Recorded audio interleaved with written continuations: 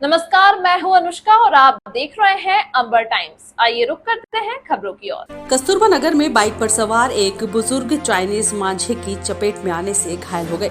जैसे ही मांझा बुजुर्ग के गले पर आया तो उन्होंने अपना बचाव करते हुए डोर को हाथ से हटाया तो डोर से सीधे नाक और आंख के नीचे गाल को चीर दिया। अपने बचाव के दौरान बुजुर्ग बाइक समेत डिवाइडर से टकरा कर नीचे गिर गए। राहगीरों व परिचित उन्हें अस्पताल लेकर पहुंचे। बुजुर्ग का नाम इंद्र शर्मा, 60 वर्षीय, पिता जमुना लाल, निवासी नेमिनाथ विहार कॉलोनी है, जिन्हें 80 फीट रोड स्थित प्राइवेट हॉस्पिटल में भर्ती कराया है। इंद्र शर्मा ने बताया कि वह राम मंदिर क्षेत्र से कस्तूरबा नगर मेन रोड से होते हुए अपनी फर्नीचर की दुकान पर जा रहे थे। तभी बीच रास्ते में अचानक से डोर गले में आकर लगी। सीधे हाथ से डोर को पकड़कर बचाव किया तो अंगूठे गाल से नाक व आंख के नीचे डोर की रगड़ लग गई। नाक व आंख के नीचे 2 सेंटीमीटर का घाव हो गया है। दोनों जगहों पर 4 से 5 टांके आए हैं। इंद्र शर्मा ने बताया कि अगर डोर को हाथ से नहीं हटाता तो गला कट सकता था। क्या हो गया था? बाइक से जा रहे थे एकदम चाइना डोर आ गई सर। कहाँ पर आई थी, फिर कैसा बचाव किया आपने? वो हाथ गले पे आई, गले पे से आने के कारण मैंने हाथ से अंगूठे से उसको दूर करने की कोशिश की कि टूट जाए, पर टूटी नहीं। वो नाक और इस पे आ गई। फिर डिवाइडर से मेरे को गाड़ी टकरानी पड़ी। आप गले में और नाक पे आई? जी, नाक और आँख के नीचे कट लगा।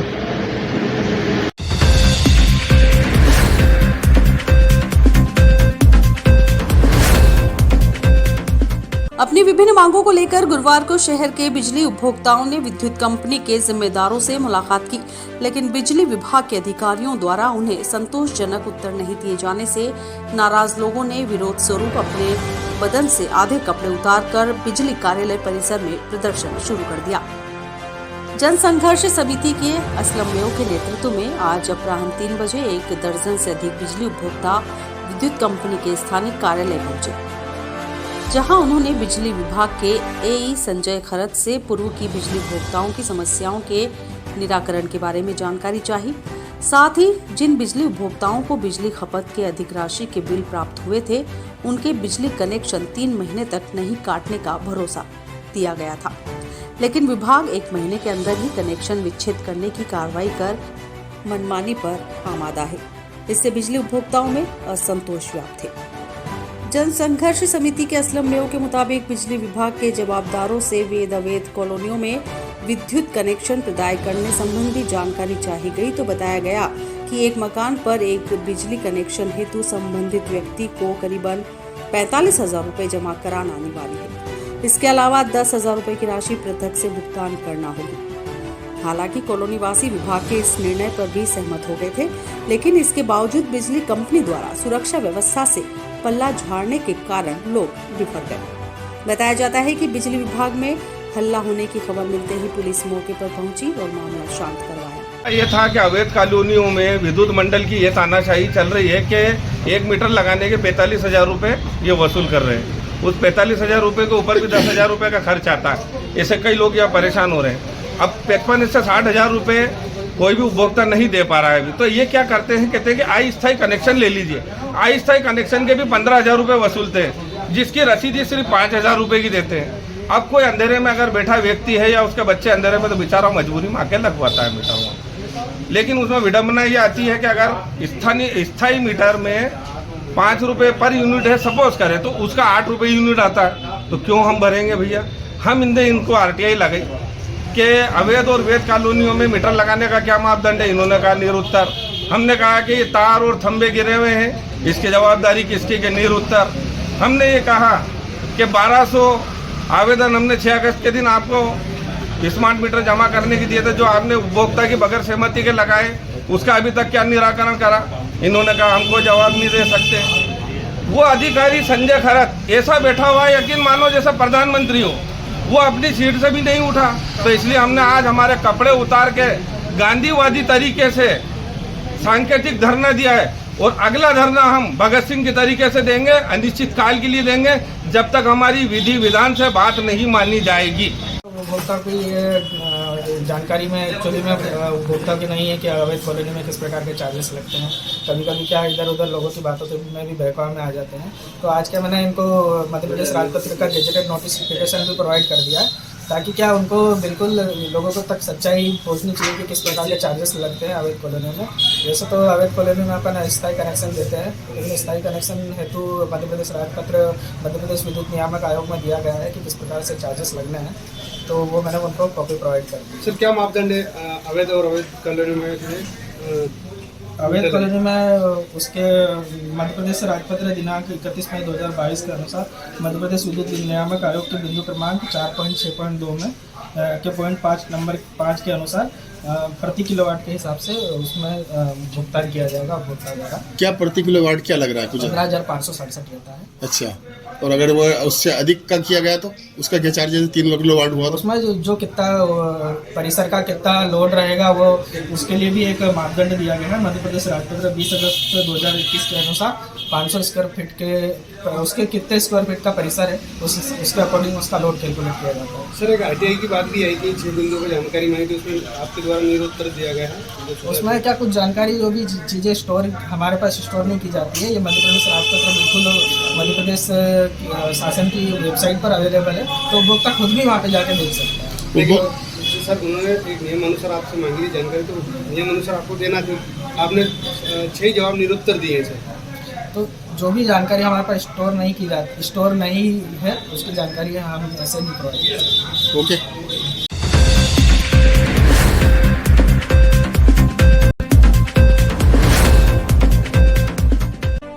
आजीविका मिशन अपने उद्देश्य के अनुरूप महिलाओं को आर्थिक रूप से सशक्त करने में अपनी महत्वपूर्ण भूमिका निभा रहा है। ग्रामीण महिलाएं आजीविका मिशन से जुड़कर आर्थिक रूप से सशक्त होकर गांव, प्रदेश एवं देश में अपनी पहचान बना रही हैं।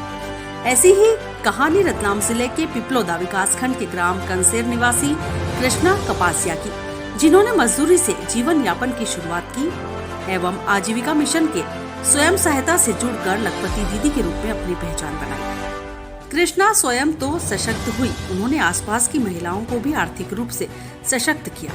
उनकी कहानी और संघर्ष को देखते हुए इस वर्ष दिल्ली में आयोजित गणतंत्र दिवस समारोह में उन्हें विशेष अतिथि के रूप में सम्मिलित होने का अवसर मिला है। इससे वे बहुत उत्साहित हैं एवं उन्होंने इस अवसर के लिए प्रधानमंत्री श्री नरेंद्र मोदी एवं मुख्यमंत्री डॉक्टर मोहन यादव को धन्यवाद दिया।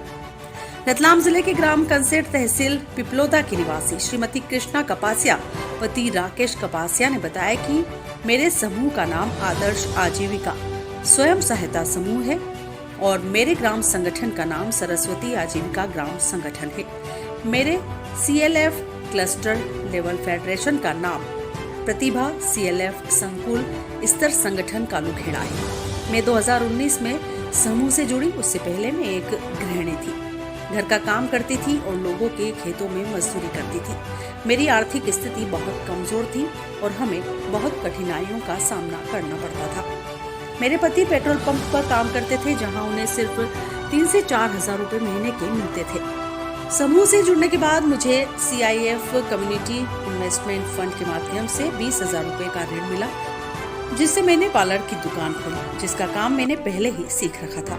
कॉस्मेटिक सामान भरा और उससे धीरे धीरे मेरी आमदनी बढ़ने लगी, जिससे मेरी आर्थिक स्थिति में सुधार होने लगा। इसके बाद मुझे CRP कम्युनिटी रिसोर्स पर्सन का काम मिला।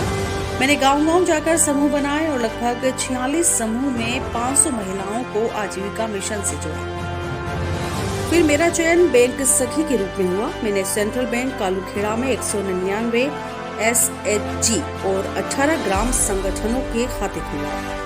मैंने 170 SHG को 8 करोड़ रुपए का CCL cash credit limit loan दिलवाया और 28 लाख रुपए का व्यक्तिगत लोन, मुद्रा लोन, उद्यमी लोन, लखपति दीदी लोन भी करवाया। मेरी मेहनत को देखते हुए मुझे सेंट्रल बैंक का BC पॉइंट कियोस्क ID मिला। समूह से मिले CCL लोन से कुछ राशि लेकर कियोस्क ऑनलाइन दुकान भी खोली और प्रिंटर आदि खरीदे। मैंने पति का पेट्रोल पंप का काम छुड़वाकर उन्हें घर पर ही ऑनलाइन दुकान में सहयोग के लिए लगा लिया। अब मेरे BC पॉइंट पर रोजाना 2 से 4 लाख रुपए का लेन देन होता है। इसके बाद मैंने एक स्कूटी खरीदी, जिससे मैं गांव-गांव जाकर बुजुर्ग व्यक्ति एवं बीमार व्यक्ति जो बैंक नहीं जा सकते, उन लोगों के घर जाकर सेवा प्रदान करती हूँ। मेरी महीने की आमदनी 40,000 रुपए तथा सालाना आय लगभग 4,80,000 रुपए तक है। पार्लर और कियोस्क से होने वाली आमदनी से मैंने अपना प्लॉट खरीदकर पक्का मकान भी बना लिया है। मैंने कभी साइकिल भी नहीं चलाई थी, पर आज खुद की स्कूटी चलाती हूँ। मेरे जीवन में यह परिवर्तन आजीविका मिशन की सहायता से हुआ है। इसीलिए मैं आजीविका मिशन, प्रधानमंत्री नरेंद्र मोदी और मुख्यमंत्री डॉक्टर मोहन यादव को बहुत बहुत धन्यवाद देती हूँ। इस साल के गणतंत्र दिवस समारोह हेतु हम लोगों के यहाँ से जिला रतलाम के कंसेर ग्राम से श्रीमती कृष्णा कपासिया जी का चयन हुआ है। श्रीमती कृष्णा जो है अपने स्तर से जो है बैंक सखी का कार्य कर रही थी। उनको NRLM के माध्यम से बैंक सखी का इसमें नामांकित करा गया था। कई सालों से काम करने के बाद वो लखपति दीदी की कैटेगरी में भी आई है। इनके माध्यम से जो है जितने भी बैंक की सुविधा गांव वालों को है मुहैया कराई जाती है, चाहे वो पेंशन से जुड़ा हुआ हो, चाहे कोई बैंकिंग ट्रांजैक्शन से जुड़ा हो, चाहे खाते की जानकारी हो, जिसकी वजह से जो है आम जो हमारे ग्रामवासी हैं उनको भी बहुत इसकी सहायता मिली है। एवं आज ये इस स्तर पे आ चुकी हैं कि बाकी महिलाओं के लिए भी अपने आप में एक आदर्श है।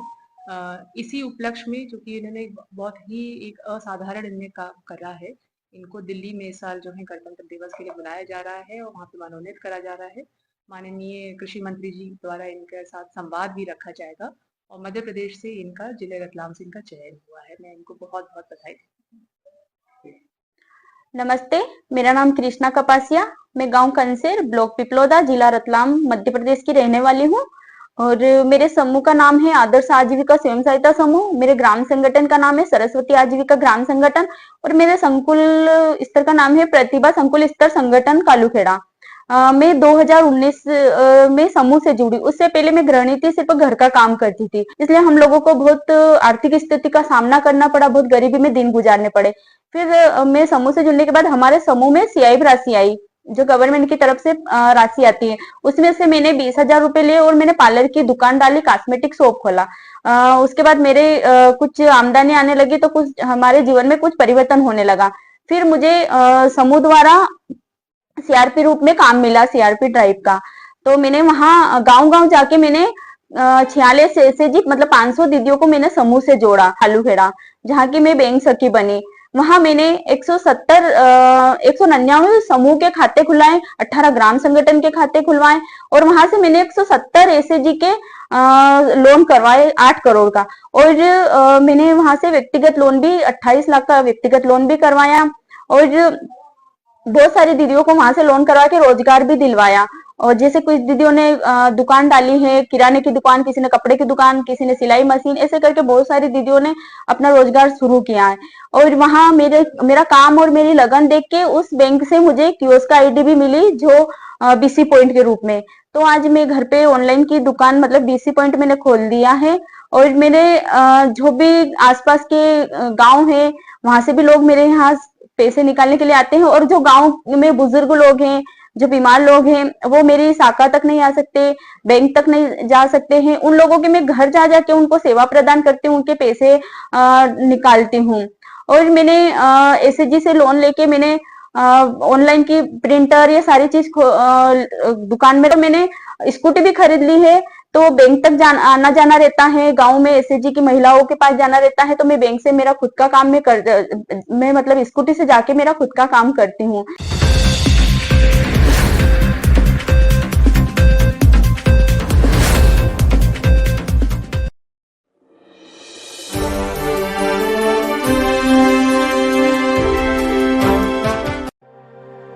कुछ लोग तो जिंदगी के सांचे में ढल जाते हैं, मगर कुछ लोग जिंदगी के सांचे ही बदल जाते हैं। इसी आशा और अटूट विश्वास के साथ चेतन चैरिटी एक संस्था नहीं, उन असहाय बच्चों और ऐसी महिलाओं का परिवार है जो शिक्षा, स्वास्थ्य और उन्हें रोजगार के लिए संसाधन भी उपलब्ध कराती है।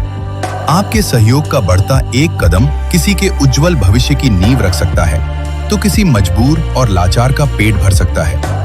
आज ही आप भी चेतन चैरिटी से जुड़कर बन सकते हैं किसी के मददगार। हमारा पता है 109 स्टेशन रोड रतलाम।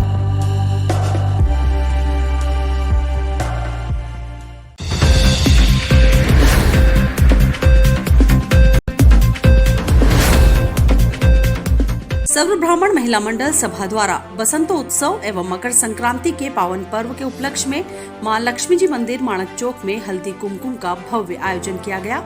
बसंत ऋतु के आगमन के कारण कार्यक्रम में सभी महिलाओं ने पीले रंग के परिधान धारण कर उत्सव की शोभा बढ़ाई। कार्यक्रम का शुभारंभ महिला मंडल की ऊर्जावान एवं समर्पित अध्यक्ष सुनीता पाठक द्वारा भजन गाकर किया गया। इसके पश्चात हल्दी कुमकुम कार्यक्रम प्रारंभ हुआ, जिसमें सभी महिलाओं को क्रमशः स्वर्गीय पुष्पा पुजारी के परिवार एवं सर्व ब्राह्मण महिला मंडल टीम की ओर से सुहाग सामग्री एवं अन्य उपयोगी वस्तुएं भेंट स्वरूप प्रदान की गई। गुप्त नवरात्रि होने के कारण विशेष रूप से भजन संध्या का भी आयोजन किया गया। इस अवसर पर भजन गायिका नूतन भट्ट द्वारा प्रस्तुत मनमोहक भजनों ने वातावरण को भक्तिमय बना दिया। कार्यक्रम में महिला मंडल की संरक्षक डॉक्टर सुलोचना शर्मा, उषा दुबे, सीमा सिरोलिया, प्रतिमा कौशिक, आरती त्रिवेदी, पुष्पा वासन, सविता तिवारी, रजनी व्यास, सरोज ओझा, संतोष जोशी, नमिता शुक्ला, शारदा शर्मा, सोनल पाठक, रीना पंडित, सपना पुरोहित, सपना दुबे, स्नेहलता जोशी, गुंजा व्यास, वीणा शर्मा, ममता शर्मा, मंजू जोशी, सीमा शर्मा, हंस व्यास सहित बड़ी संख्या में महिलाएं उपस्थित रहीं।